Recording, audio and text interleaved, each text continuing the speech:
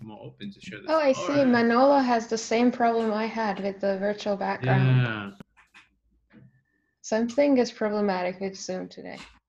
it is. It's been problematic also for for Zoom since the beginning of this pandemic. So, all right, we're recording. Welcome everybody to this new webinar for the Agile Spin webinar series. Uh, this time, and due to the conditions that we are currently facing worldwide, we have decided to invite a very special guest who can shed some light on how we can get used to this new normality and getting also some kind of information tips tricks on how we can improve the way that we are working right now, since it's been affecting a lot of people lately.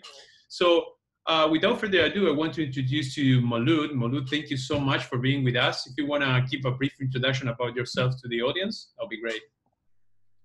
Sure. So my name is Molood. I'm the founder of Remote Forever and the founder of Remote Forever Summit, which was and is the first online summit in the Agile world that addressed specifically the idea of remote working. 2020 would be the fourth year that we're having the summit. So we already thought about how the reality of the work is remote and how the reality of Agile is remote. But at the same time, every literature out there was encouraging Agile to be co-located. And I basically challenged that idea, and that's where my business was born.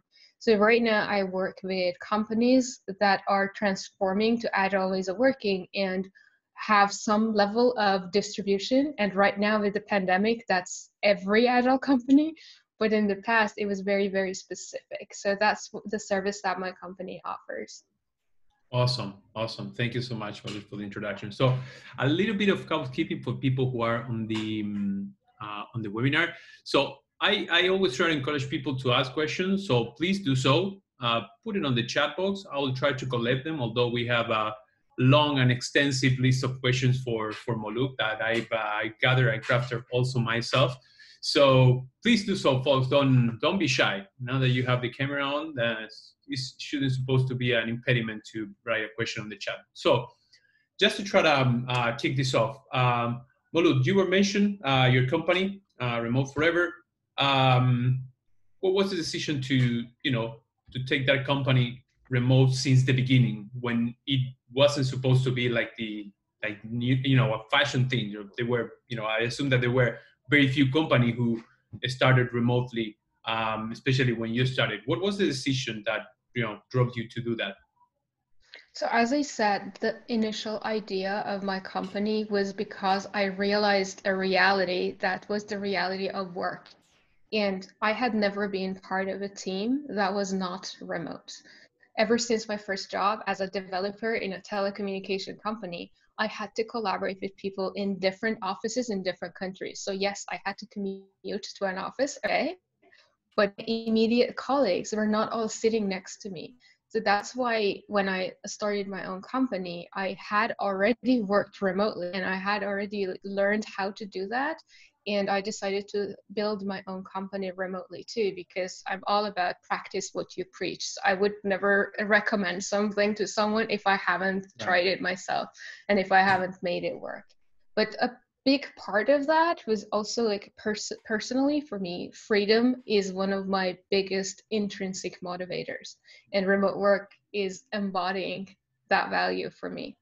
So yeah, I wanted to experience a life of freedom and give that to other people. Right, right. And I assume that you have seen, for example, with remote working, a lot of benefits that were, linked to that way of working rather than being face to face. Mm-hmm. One of the things that we are seeing, and at least what I see from not only from my experience, but also for people when you have these conversations saying, "Hey, how are you doing? How are you keeping up with the remote work?" And one of the things that people told me is like, yeah, I mean, the biggest issue that I have is like people still feel that they're, working face to face and they do exactly the same things that they're doing when you're face to face. But now we are remote. The environment has changed. Something Mm-hmm. has changed. So the what are, from your opinion and from your experience also working with your clients, what are the biggest misunderstandings that people normally don't realize, off the bat when they're, moving from face to face to remote work? Well, as you said, if I get the question right, because it was a lot of words, I had to like extract the question Yeah. from it. So the biggest mistake that I see companies make when they move from co-located to remote is that they try to replicate the office. And they try to replicate that in an online environment. And it's a huge mistake because just the fact that we just came into this meeting and not a single person has unmuted themselves to say hello, and that's accepted. In an office, that's not accepted. You can't walk into a conference room and be absolutely quiet, and when someone says hello, just look away or just look at them and stare at them and say nothing.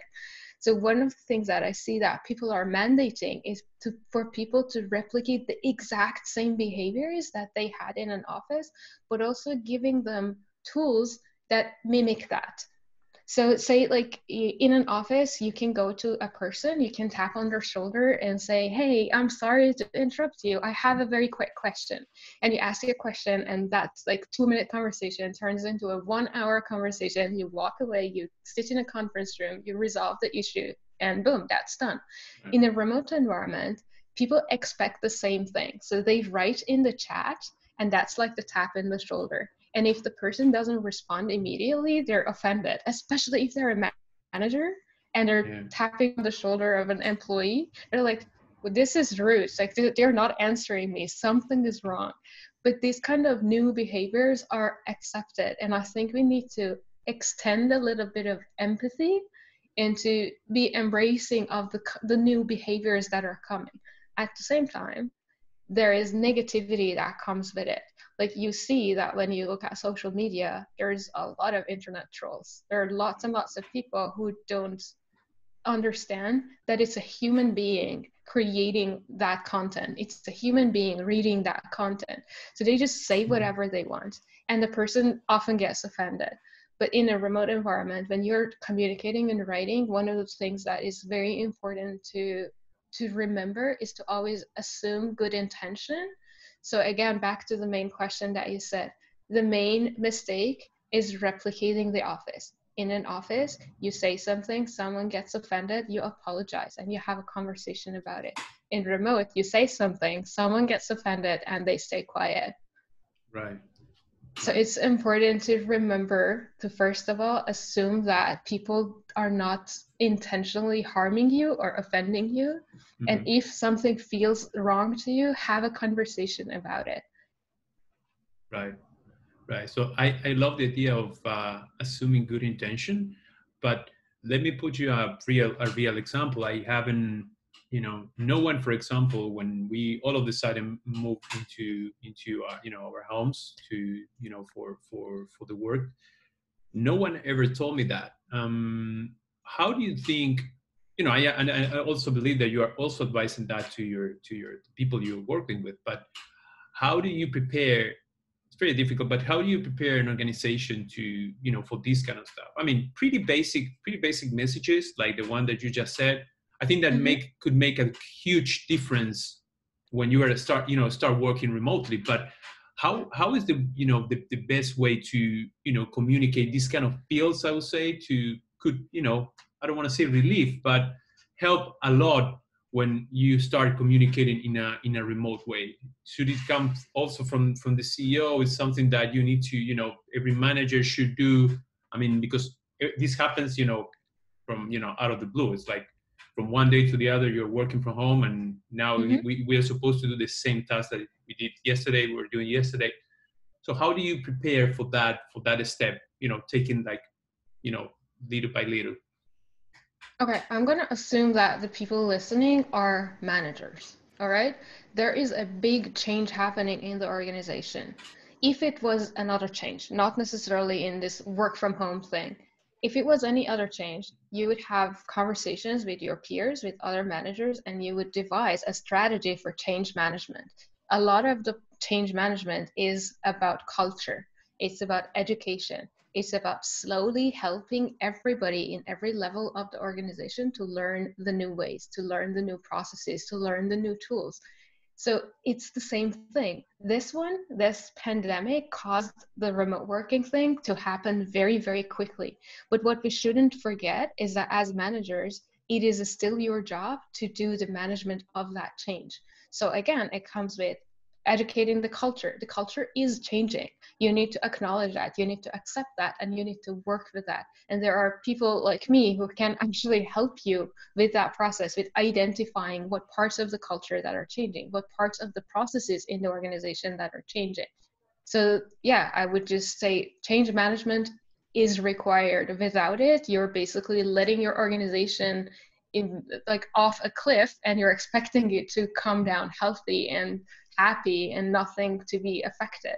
Right. That's why I usually say when you are going remote, you need to be aware of the implications that this change is bringing to your business. And you shouldn't just assume that because people have a camera and a microphone and a good internet connection, that suddenly everything is going to be as productive as it was before.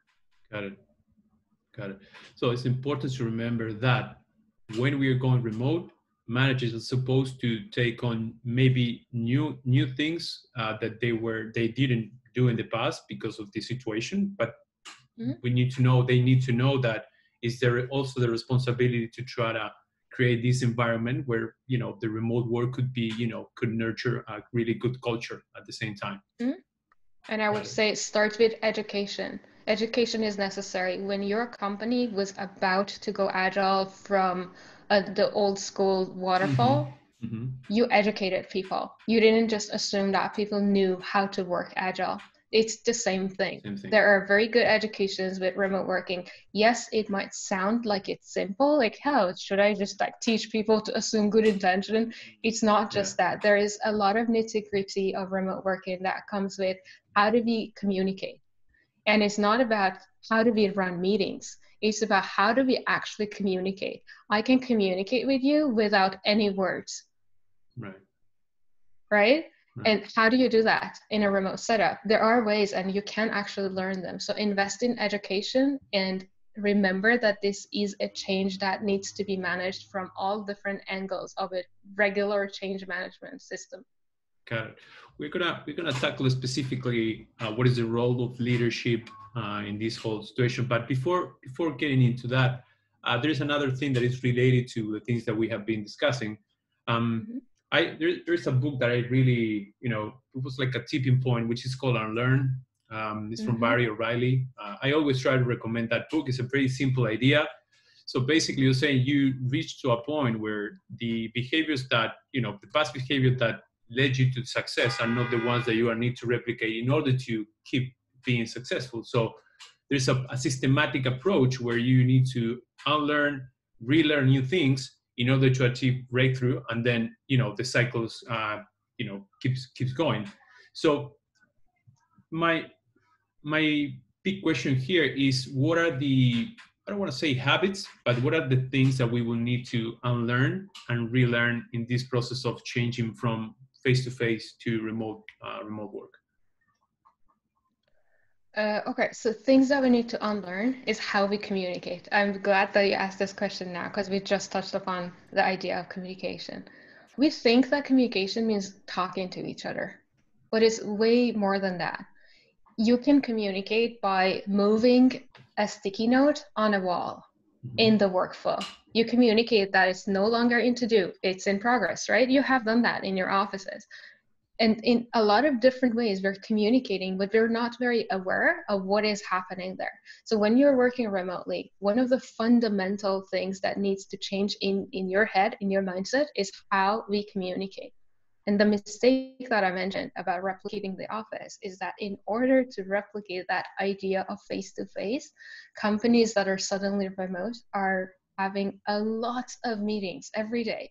I've seen people sit in meetings 8 hours a day, and it's insane because our minds are getting more tired than before. So let me just break it down for you. What do I mean when I say you need to change the way you think about communication?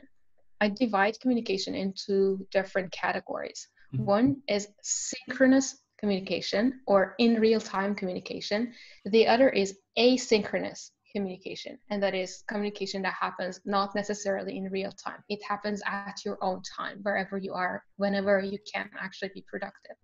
So for every single decision that needs to be made in your organization, for every one of those meetings that you're used to, say like big room plannings or product exploration, anything that you have done in the past, think about the flow and the structure of that event, that decision that needs to be done, and ask yourself, can I do this part asynchronously? If yes, do it asynchronously. You want to create a design document. The first draft can be created asynchronously. You do not need to sit in a meeting, waste people's time and energies, and mandate them to think right there and then and create something of low quality. Instead, you can ask them to work on their own time and create this idea asynchronously and only get together when it's an absolute need for the exchange of information to happen in real time. Right. Like this interview, if you guys don't ask me any questions, this could have been done asynchronously. Federico and I could record this and send it to you. It's true for many other events that happen in the companies. If you're conveying information to people, if you're a product manager and all you're calling people for a meeting to say is the goals for the quarter, and you don't even want them to ask you questions, it's like giving this information. You don't need a meeting for that. Ask yourself this question: do I actually need a meeting? Can I solve this problem without a meeting? If the answer is yes, if you can solve it without a meeting, do that. Minimize the number of meetings that you have and separate synchronous and asynchronous communication in each part of the activities that you're doing. Yeah, yeah.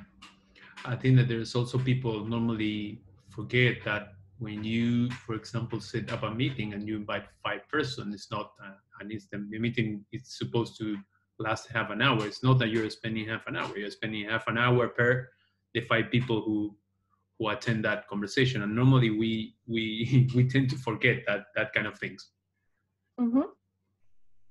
Nice. That's true. Nice. So let's try to dig a little bit on the leadership side. What is the role of leadership in this, in this whole new way of working? I just want to basically start with you. And give us, for example, your an example from yourself, from your day to day.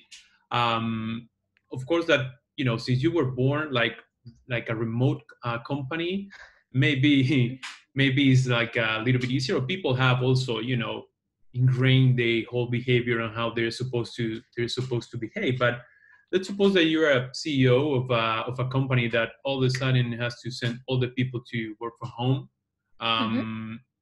What is supposed to be your role on that to support people when they're adopting this new way of working? All right, so yeah, you're actually right about this. First of all, my company is remote, but it's a very small company. We're only 5 people. So right now, it doesn't even count. Like I have specifically hired really good remote workers to work with me. That was never a concern. But the clients, the corporate clients that we have are medium-sized scale-ups and corporations that we work with. And they are struggling more. So I'm going to approach this answer from their perspective, from the perspective of the clients. Good. So as a leader, one of the main things you can do, which is a very personal thing that many leaders miss, is write your thoughts down. I know that you are used to telling people what you think, and you're used to people coming to you and asking you what you think, and you're used to creating beautiful presentations and communicating through those presentations with people. But this is even more critical now, to keep writing things down. One of the clients that I have, their CEO has created a channel in their Slack. If you are not familiar with Slack, it's basically a chat tool. And in Microsoft Teams, the equivalent would be a Teams that people can join. It's a group chat, basically. So this CEO has created a group chat that is called Work Out Loud, and another one that is called Think Out Loud. And he is the person who writes the most in the Think Out Loud channel. And ever since he started that, like after about 2 weeks, other people started daring to write there too. So he just comes there and writes what he's thinking about, which is not a decision. Like we're very intentional that whatever goes there is not a decision. It's just thoughts that are going through the head of the leader. And for a product manager, this becomes a very, very good tip to actually integrate in the work process, because you don't have a clear idea of what the final product is going to be. But maybe suddenly you're thinking microservices could become beneficial for your service, and you could change the monolith to microservices. And you're just exploring that thought for yourself. Share that with your team. So openly write down your thoughts. And when I say write down, it's intentional. I don't want you to call for a meeting and tell them. I want you to actually write it down and encourage them to answer. Number two is assume people are smart, responsible adults. I say it again. They are smart, responsible adults. Because one of the main mistakes that I see leaders make is they treat people as if they are not smart. They treat people as if they don't know how to take responsibility. And they treat them as if they are not adults. So I could say don't spy on them.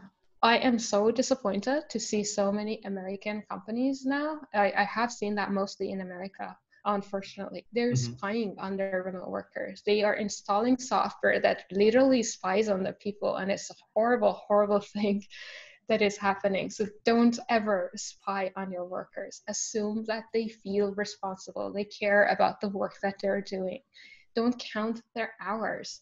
If you can manage this with your HR and payroll departments, and you can actually make sure that hours don't matter, give them the outcome and the result that you expect, and then assume that they're smart, responsible adults and that they're going to deliver the work that you're asking them. And number three that I could say is celebrate both wins and also learnings. This experiment is a great opportunity for people to fail in so many different ways. As a leader, it's extra important that you show support and encouragement for people to openly share what they tried that failed and what they learned from it. Any of you who are in Agile environments, you're used to the idea of retrospectives. In your retrospectives, be extra open and extra empathetic towards the experiments that people have tried that have not worked. And also, don't forget to celebrate. Many people bring cakes and drinks to their offices when something good happens, when a new feature is released. You can still do that remotely. If you can't send people cakes to their homes, that's fine. But you can ask people to come with their coffee, with a drink, or if you have an evening, ask them to come with a drink of their choice. Have a night of beer and celebrate the release of the new feature. So celebrate both wins and failures. Got it. I mean, wow. While I'm digest everything that you just said, because there are a lot of things in there, I've just like, again, to encourage people to ask questions. I mean, there are a lot of things there. The first thing that you said about writing, I mean, I'm gonna let that for the next thing, because I have a specific question about that. But you mentioned two things that are the key, in my opinion. The first one, and it's something that I thought. When you say assume that people are smart people, responsible, these kind of things, and which is, I think, is related also with assuming good intention, because you hire smart people to do your job. So I think that at least the thing that I've seen is like people in the organization where they were face to face, things used to be in some particular way, and for any particular reason, the manager was, okay, that's fine, guys, you're doing your job, great. But some people have seen that when they stop working in the face-to-face relationship, they're going remote. They have like an overhead of different meetings, and people are asking themselves, people are now stupid and saying, why do I have twice the meetings that I used to have before? And there has supposed to be that the behavior also has changed, because it seems that now that I cannot see what you're doing, I'm not able to know, for example, that you're there and you are typing or coding or doing whatever, writing user stories, whatever. So that is a huge, I would say this is not cohesive with the behavior that you used to have in the past, with the behavior that you have, are having now in the company. That could create some kind of, lack of consistency in the way that, the company is behaving sometimes. And I think that also people are affected by that. That is the first point. And the second one, I think that, the fact that you are letting people to do their job has to be in line with the way that you communicate your goals. Also the way that you are, I don't want to say measure performance, but, but the way that people are supposed to do their job. So if you are giving people real objectives with a clear measure of success that they need to achieve, it might be likely that they are going to be able to figure it out how to solve that, and you don't have to chase them every single day to see, for example, what they are doing, if they have made any progress. They have, they know how to figure that out. But at the same time, the culture has to be in place to, as I said before, nurture that space, right? So I think that, it's like a subtle difference, but everything has to be in place in order to I think that those two things happen, or or take place in my opinion, at least from what I've seen. I partly agree with you and partly disagree with you. Mm-hmm. I mean, yes, it's beautiful to think and to wish for everything to be in place for us to be able to work productively remotely, but the reality is not like Mm-hmm. that. The reality is that there are companies that have policies in place that are not as easy to change, right? There are companies that cannot possibly change some of the work that they do. But the fact that we are having more meetings than before, I agree that it comes from that need to see people that are working. As a manager before, you could just walk into a part of the department and see that people are there. You didn't even need to talk to them to know that they're working. But if you really think about this carefully, what you saw in an office when you walked into a department was people were present. You didn't see that they were working. You saw that they were present. And this is a very important distinguishing factor between remote working and in-office work. 82% of remote workers report that they are more productive than they were in an office. So there is a reason why this change is happening. There is a reason why even before the lockdowns and the pandemic, people wanted to work remotely more. Because if the culture is healthy, remote workers are giving more of their creativity and their productivity to the companies that they work for. Got it. Yeah, that's true. So I think that we have a question. Well, yeah, two from Jean. I'm gonna tackle the second one first. The manager has to take rough decisions due to the coronavirus. For instance, which people to send to ERTE, which is like a legal figure here. I assume that you know what it is, but it's basically send people home because the productivity of the company has been decreased. How you can keep a team spirit while the rough decisions are based on competitiveness, ranking higher, worth of individuals. Oh wow, worst of individuals. That's tough. I wouldn't say that, but there are policies in companies that help you choose that, and it's really no different from when you're co-located. There is absolutely no difference in how do you let people go in rough situations when your company is not making more money to have so many people. How do you let people go? It's the same question that you're asking me here. And so the remote work is not even a factor. So yes, call them for a meeting, have a face-to-face with them. This is one of those situations that you cannot and you should not communicate this asynchronously. It would hurt their feelings and it would disrupt the situation. So I don't quite understand, like, what exactly can I say about the how when I know that most people are already educated in how to handle this kind of tough situations in the co-located environment. There is no difference. Yeah. And I think, and it also depends on the company. I was reading this morning that Airbnb has laid off 25% of the workforce.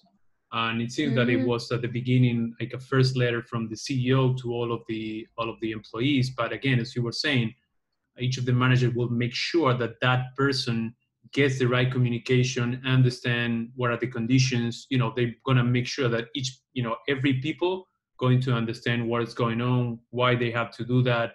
Although you have a higher communication that might be I don't want to say asynchronously, but it was like a message to all of them. But I think it also depends on the company who how they face that particular situation, I would say. I think that actually, now that you're mentioning it, I am thinking of a possibility for a different kind of behavior that is not happening in an office in situations like that.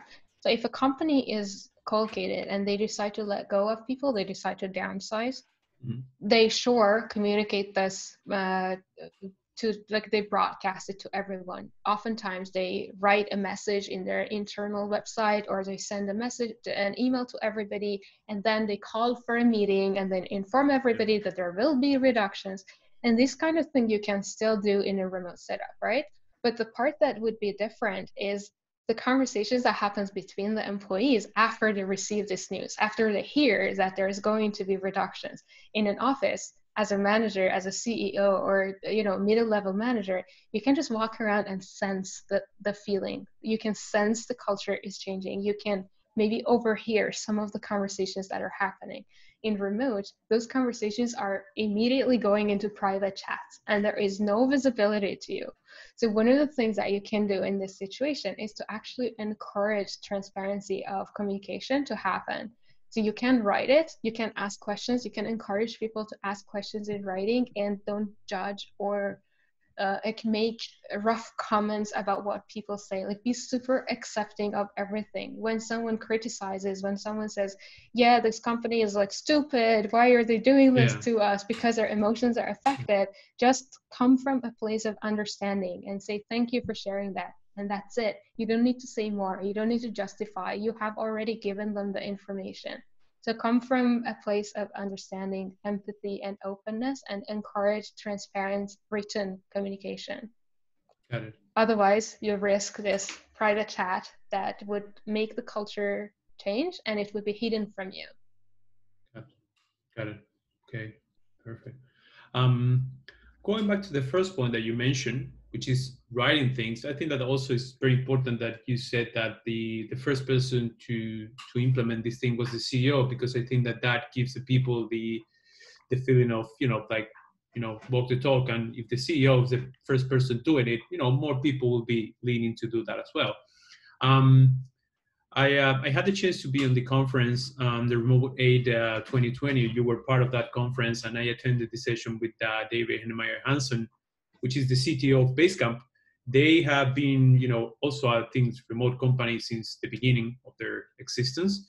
And he also emphasized the same thing that you said, which is, one of the tips, or the greatest tip that he always tells people that are going remote is like, get used to writing things down rather than spend the whole day in meetings.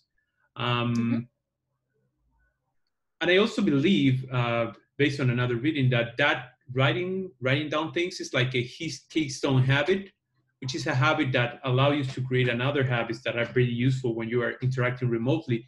Any specific tip or thing that, for example, you have helped one of your clients or your customers to implement these kind of things? Where do I start from? I mean, it's more like I was starting with at the team level, but it's also that should happen at the top level, the management level. Any tips that you can give people to start, writing down a little bit more and not spending so much time in meetings? Yeah, I think so.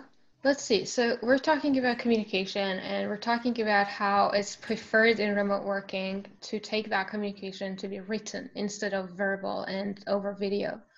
So one thing that I want you to listen carefully and think about is this: more FaceTime will not solve the ineffectiveness of your communication. You need to fundamentally change the way you think about communication. So by just demanding more FaceTime, your ineffective communication will not magically change. Think about what is ineffective in your communication. why do you actually require so much flow of information to happen for you to monitor it and to grasp it and to figure out, like, fish information out of all this flow that is happening around you? Because the truth is, if you can change the process with which you communicate, you can also get to the core of the information faster. And written communication enables that. So Right. let's see. So one of my clients, okay, I'm not gonna go to a specific right now. So let me give you a bit more of a general idea about this. When we are going from in office to remote, it is very difficult to change our habit of talking to writing instead. Some of us are not even used to writing that much, right? I am a writing kind of person. Like, I love texting more than sending voice memos. And I know that, like, my sister prefers voice memos compared to text. She's like, don't write me these long walls of text, just record your voice instead. And it's true in any environment. It's true in every company. When you're changing the old habits and going to remote, things are changing, habits are changing. So let's focus on different ways that we as human beings absorb information and learn. And it's not about just courses and education. It really is about how we absorb information. There are different categories. There is visual, auditory, and tactile. That's a very oversimplification of it. Yeah. And then there is image and text. So I put them in two different dimensions, and I ask people to choose which one or two boxes apply to them. So imagine a grid. I should have brought you a picture. Imagine a grid. On one axis, there is visual, auditory, tactile. And then on the other axis, there is image and text. The majority of the people are not going to be visual and text or auditory and text. The majority are going to be image and something else, which brings us to why it's so difficult for us to have long walls of text, why it is so difficult for us to read. So getting back to the core of the question that you said, why is it that written communication benefits us? First of all, when you write a long text, you review it, you make it shorter. Have you heard this idea that says, if I had more time, I would have written a shorter letter? Yeah. Yeah. And that's true. Like, the more you write, the more you are able to articulate the core ideas that you have. And once you get used to writing, you can add images. You can spend an extra time to add images to communicate better. So think again about the first sentence I said. I said, more face time will not magically improve the ineffective communication that you have. Is an image more effective than a wall of text? Absolutely. Yeah. Is an image more effective than a meeting that lasts 1 hour? Absolutely.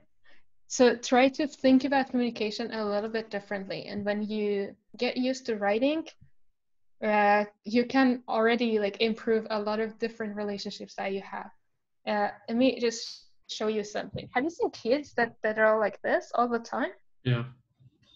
Yeah? Yeah. Have you seen them? They sit next to each other and they keep chatting with each other. This is the future that we're going to. Right. And these are not just like teenagers. These are also habits of 30-year-olds, because 30-year-olds grew up as digital natives. They are managers, they are workers in your companies. And if you come from a generation before, it might be more unnatural for you to write things down. But just remember that the goal is to create effective communication. And if people are going to get that information more effectively through a text and an image than a meeting that is both on video and audio, then it is your responsibility as the person who wants to communicate to actually empathize with the receiver and give that information to the receiver the way they can absorb it. Right. Right. Yeah. So yeah, it's a very, very nice point. And I wanna say specifically something about that. So that doesn't come for free, of course. I mean, if you are not a good writer, just practice to try to be a good writer and write something that, you know, people can read and can at least understand. And of course that you can improve after that for sure. But but my point is like, it doesn't come for free. It's not that you're going to write it and say, all right, what now? What I used to say, face to face, I'm going to put it in a letter. No, it's not like that. It's like, try to communicate better with your writing. And if you think that that's not good, get some feedback, go over it, and try to see for, improve upon that. And be patient, because this is a change. Every change takes time. Every new habit takes time. Be patient with yourself and with others until you acquire this habit, until you acquire this skill. Got it. One extra tip I can give you on this is it's actually kind of controversial, if you can say that. So one of the things that I do is that I go into a company and I see that you have so many meetings, and I get the buy-in of the C-suite, and then I go out and I tell people from today on, no meeting is mandatory. That includes your daily scrums, that includes your mandatory, like previously mandatory design meetings, that includes everything that can be called a meeting. No meeting is mandatory. Only go to a meeting if you can add value, or get value, or have fun. Mm-hmm. So imagine this. This is controversial because it's so scary. It's so scary to lose control. Imagine you're calling for a meeting with 10 people and nobody shows up. Right? It's really, really scary. But the impact that this idea, this fundamental idea of no mandatory meeting has, is that it allows the person who calls for a meeting to really think about what it is that they're trying to get out of that meeting, and why they require those people to be in that meeting, and communicate that so effectively that people would actually feel a fear of missing out if they don't show up to the meeting. Yeah. So the idea is controversial, but the impact is that it makes communication so much more effective over the long term. Got it. Anybody who wants to try that idea from today or tomorrow? No, I don't know. I don't know if anyone wants to try it, but referring to what you said, I had to, for some particular reason, I had to miss the daily scrum today, and I had that anxiety to try to be there, but I couldn't. But then it's not that something bad happens. I mean, you're more selective on the things that you want to know specifically, if you don't go. And I just spend 1 minute or 2 rather than 15 on that session. It happens to me. And I was, as you were talking, I was, thinking on that, to say, yes, I miss it. I felt, some kind of anxiety because I wanted to be there, but then nothing happened. I was able to ask the right question to try to know what I wanted to know. And that was all. I mean, it's like a small example, of course, we're not talking about like a strategic decision or whatever, right? But I think that your point was, into that direction. Mm-hmm. Indeed. So we have a question from Sasha. So Sasha is CFO. So Sasha manage money. So he says humans are used to spend time together. How to make sure that remote employees to feel being part of a group or company? What would be your tips to foster the feeling of being part of a group? That's a good one. If you're suddenly remote and people are not used to this new way of working, there are small social things that you can do. Like with one of my clients right now, one of the really simple things that they have is that they have half an hour of kitchen hour. They literally call it kitchen hour. But it's only a 30-minute placeholder meeting that's in everybody's calendar. And it apparently used to be the time that they all took a break together when they were in an office, and they just shared a coffee. And now they do that remotely. It's not mandatory. Anyone can show up or, talk to other people, or not show up if they don't want to.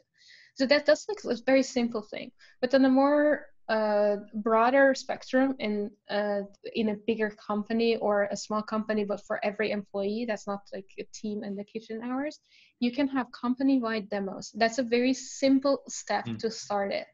Invite all the teams to share whatever they are proud of, and make sure that they don't perceive it as an evaluation forum.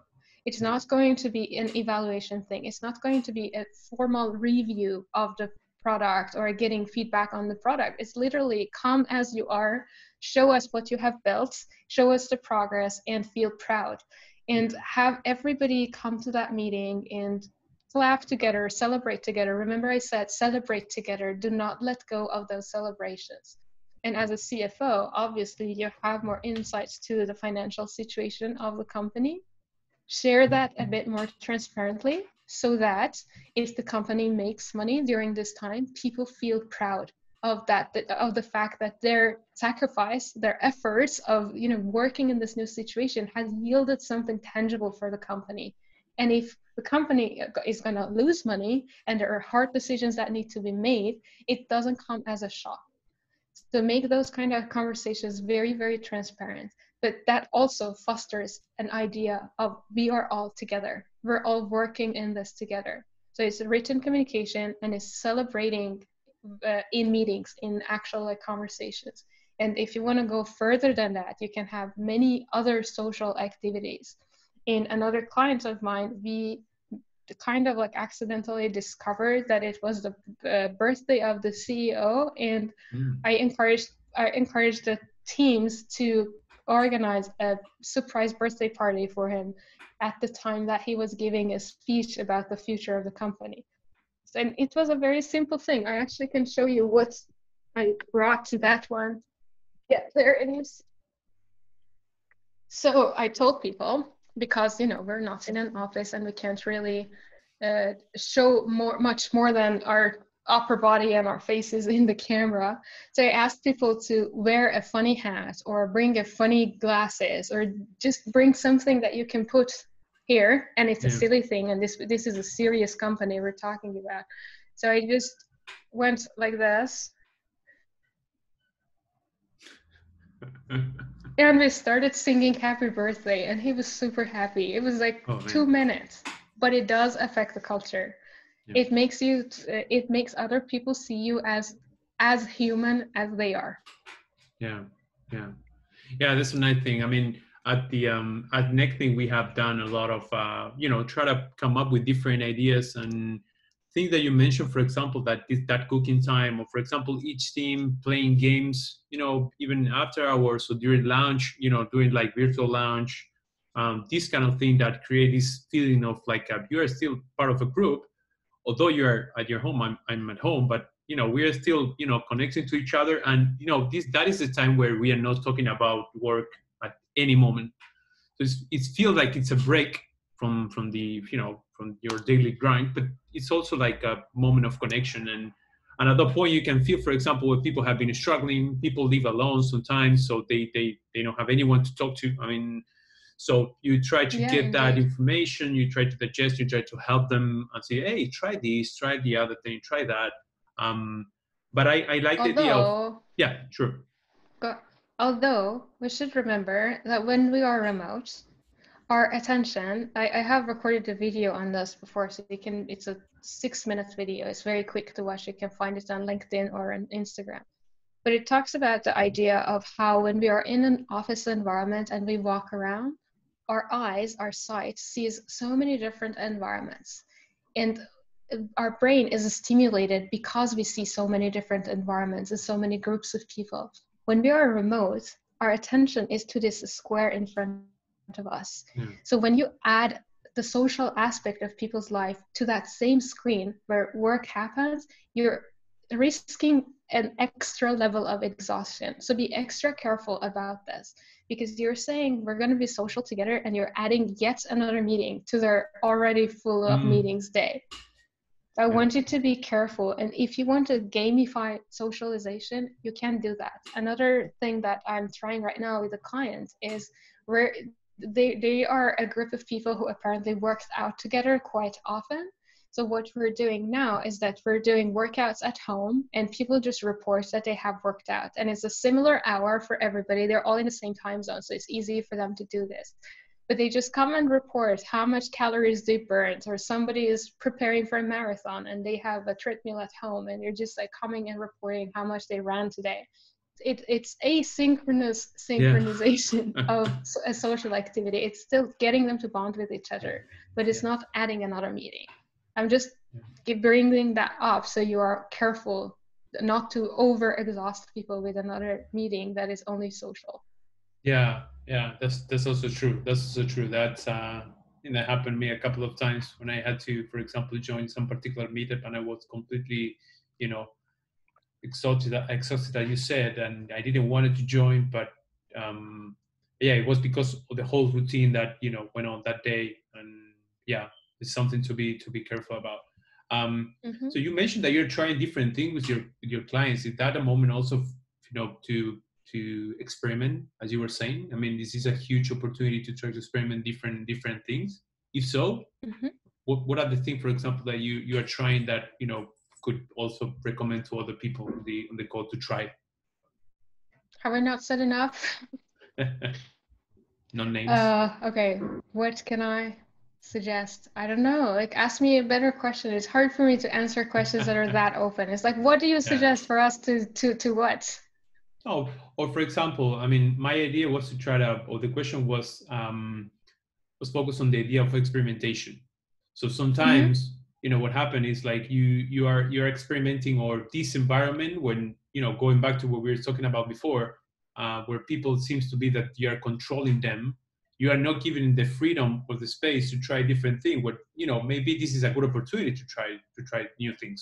So what do you recommend? What are the things that you can do to try to, help teams to be more experimental about a certain topic, but experimental in a like a safe space, right? Not doing experiments for the sake of doing it.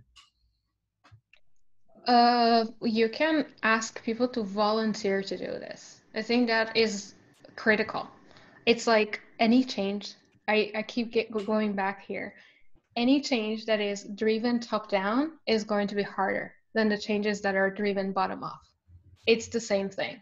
Encourage people to come up with initiatives. You can give them examples. You can say, okay, so I am suggesting that every Friday at 2 p.m., we all have this placeholder in our calendars and we can just show up as we are and have coffee and talk about anything but work. Or you can say, hey, from this week on, we're going to have like this block in our calendars and we're going to just show whatever we've worked on. As I said, like a demo, right? Demo is lightweight and is easy to experiment with. But also encourage teams to share what is it that is new to them that they're experimenting with. They do retrospectives, I assume, and many people come up with ideas to change their processes and they see results. Encourage them to share that with the rest of the company. But more importantly, like if you as a leader are initiating something, don't forget to ask people to initiate their own things. In Slack, where people create a bunch of channels, you can create a lot of different channels based on different interests. Like people who are interested in dogs or cats or, food, they can share recipes with each other. Make it okay to integrate life and work. People talk about work-life balance, and that was a very cool and hot topic when we were all in an office. But now that we are in home, like we have to be at home where we live and we work and we sleep and we cook and we do take care of our Yeah, kids and we do everything. Yeah, everything yeah, in this particular place. Our life and work are not separate anymore. So I talk about the concept of work-life integration and how we can integrate that together. Make it okay for people to bring a little bit of their life into their work, and that should just be part of your culture. And it's not easy at first, but it will become easier if you show them examples. got it. And no, that sounds fantastic. What is the risk of not doing that? And let me explain it. Um, Now there is these turbulent things. The strategy of most of the companies are basically leaning towards to try to keep the recurrent revenue. I mean, so many people say, hey, we are not trying to acquire, or we are not going to try to get more customers in the funnel. We're trying to consolidate the base of the clients that we currently have, because for a strategic reason. So I've seen so many companies that are focusing a ton on delivery, and they don't give space for people on the teams to Yeah. do what you just said. So what is the risk of not giving the people? I mean, and I've seen, for example, companies that they're even also cut all the retrospective off and say, no, we don't want you to spend time on that. We just want you to deliver, focus on typing, right? What would be your advice to those companies? Okay, so this is again not a remote specific question. This Mm-hmm. goes for any company that is focused on delivery more than improvement of people's interactions. And I want to bring your attention to the very first value of Agile.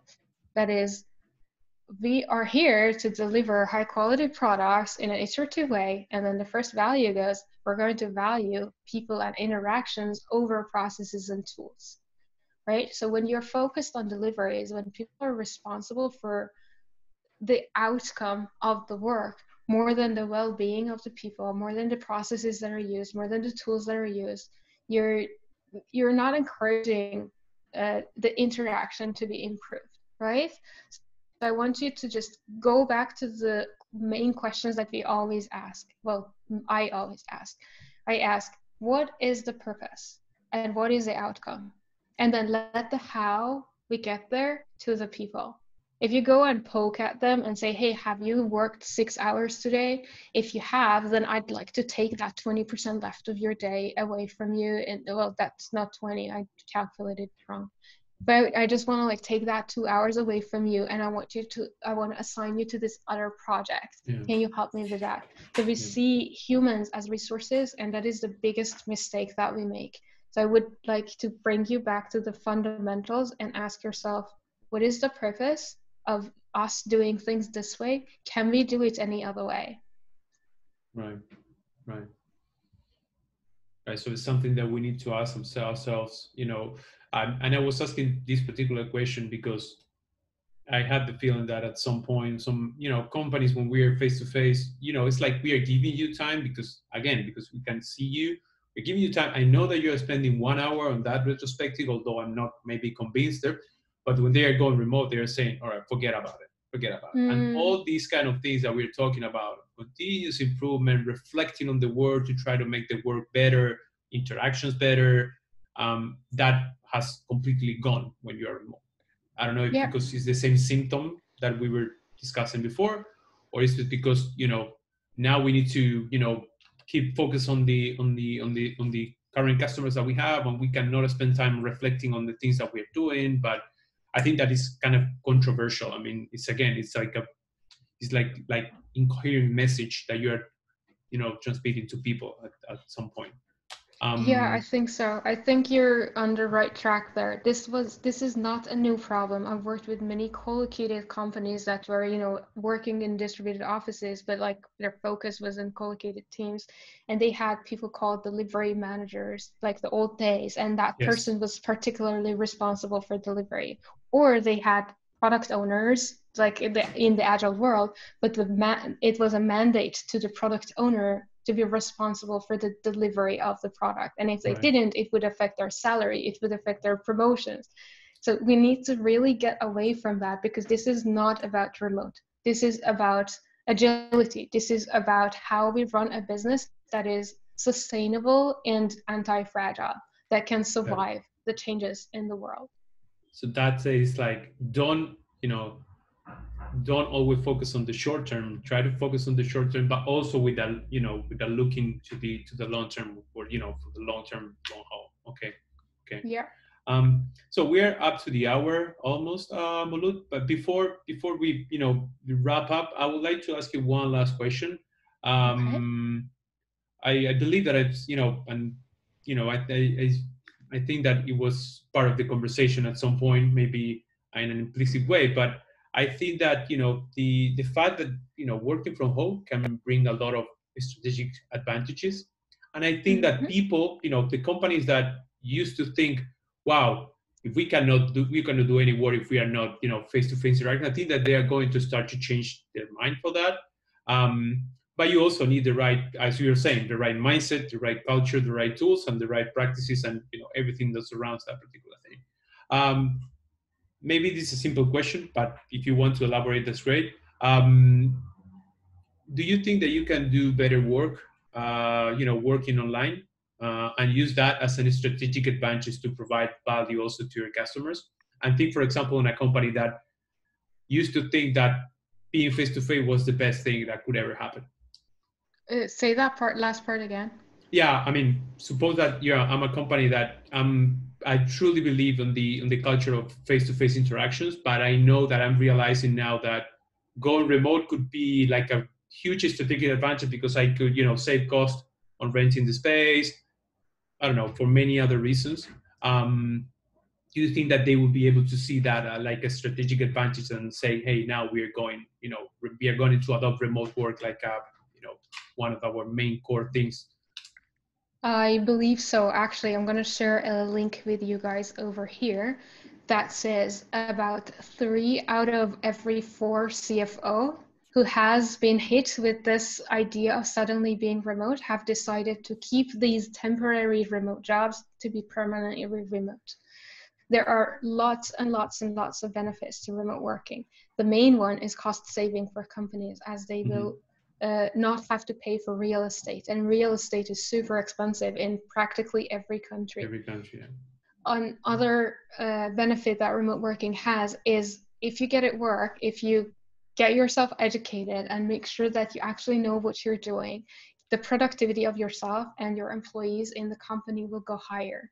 So having productivity, lower costs, no real estate, better health for employees, that's another benefit. People who work remotely and manage to make it work and are not really like locked into their homes, because being locked into the home is a little different from the idea of freedom to work from anywhere, which I used to have before and I don't anymore.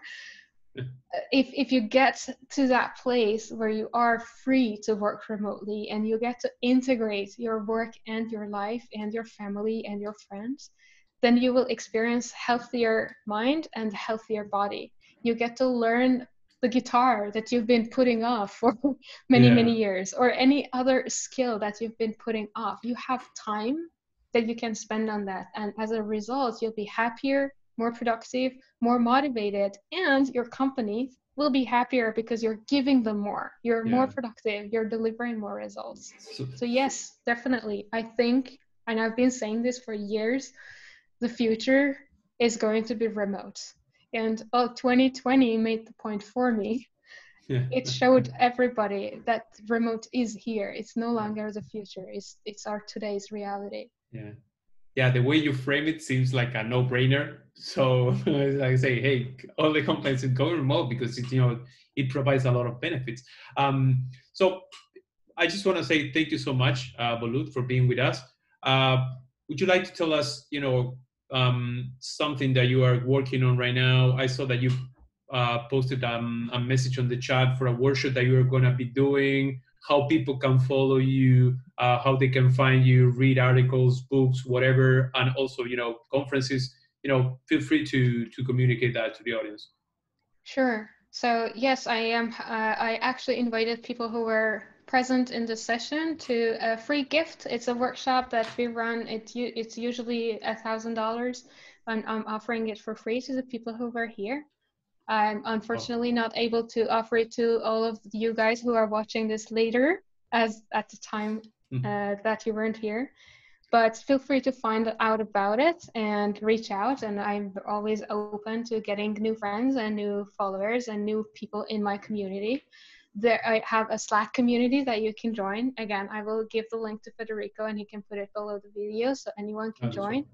We are a group of people who are enthusiastic about Agile and who have accepted that the reality of our work is remote. So you'll find a lot of like-minded people there if you join. And on social media, you can find me at Remote Forever. I usually write on Twitter, but my Twitter is also mixed with a lot of rants about COVID. So if you're interested in that personal side of me, feel free to follow me there. And also on Instagram, I go with Remote Forever. And I post a lot on LinkedIn as well, but I write as myself. That is Molood Ceccarelli. And my website is remoteforever.com.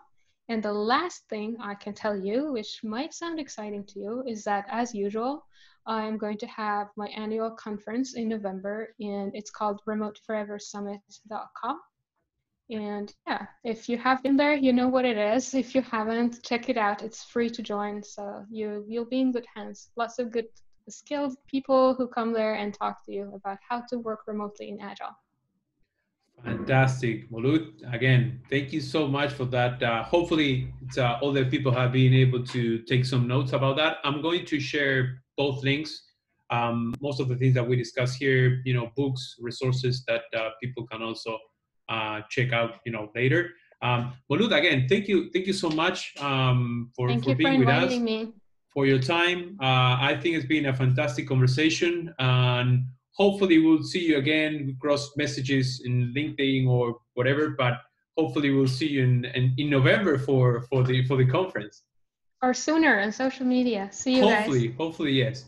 Paul, thank you so much for another edition, and thanks also Nexting for giving me the possibility to spend this hour talking to real nice people. Thank you. Bye, guys. Bye, guys. Have a nice day.